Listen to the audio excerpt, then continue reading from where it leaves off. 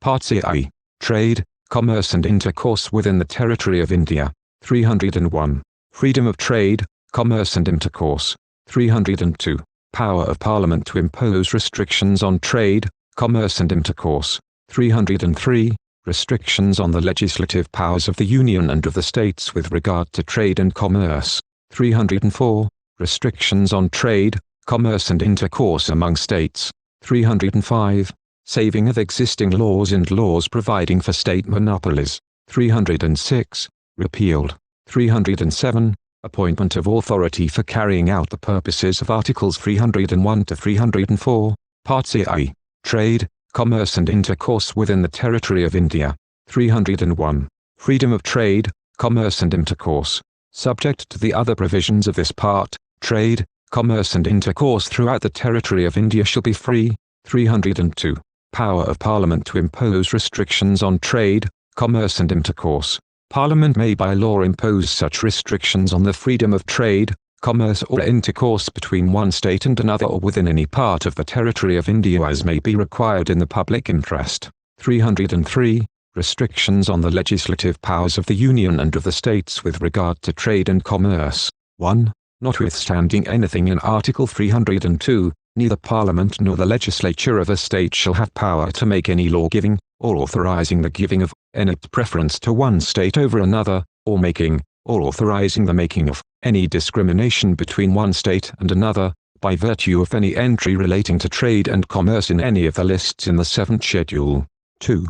Nothing in Clause 1 shall prevent Parliament from making any law giving, or authorizing the giving of, any preference or making, or authorizing the making of, any discrimination if it is declared by such law that it is necessary to do so for the purpose of dealing with a situation arising from scarcity of goods in any part of the Territory of India. 304. Restrictions on trade, commerce and intercourse among states. Notwithstanding anything in Article 301 or Article 303, the legislature of a state may by law impose on goods imported from other states, 1, or the Union territories, any tax to which similar goods manufactured or produced in that state are subject, so, however, as not to discriminate between goods so imported and goods so manufactured or produced, and, b. impose such reasonable restrictions on the freedom of trade, commerce or intercourse with or within that state as may be required in the public interest, provided that no bill or amendment for the purposes of Clause b. shall be introduced or moved in the legislature of a state without the previous sanction of the President. 2. 305. Saving of existing laws and laws providing for state monopolies. Nothing in Articles 301 and 303 shall affect the provisions of any existing law except in so far as the President may by order otherwise direct, and nothing in Article 301 shall affect the operation of any law made before the commencement of the Constitution, 4th Amendment, Act, 1955, in so far as it relates to, or prevent Parliament or the legislature of a state from making any law relating to, any such matter as is referred to in subclause II, of Clause 6, of Article 19, 306, power of certain states in Part to be of the 1st Schedule to impose restrictions on trade and commerce, omitted by the Constitution, 7th Amendment, Act, 1956, as 29 and SCH, WEF. The 1st of January 1956, 307, appointment of authority for carrying out the purposes of Articles 301 to 304,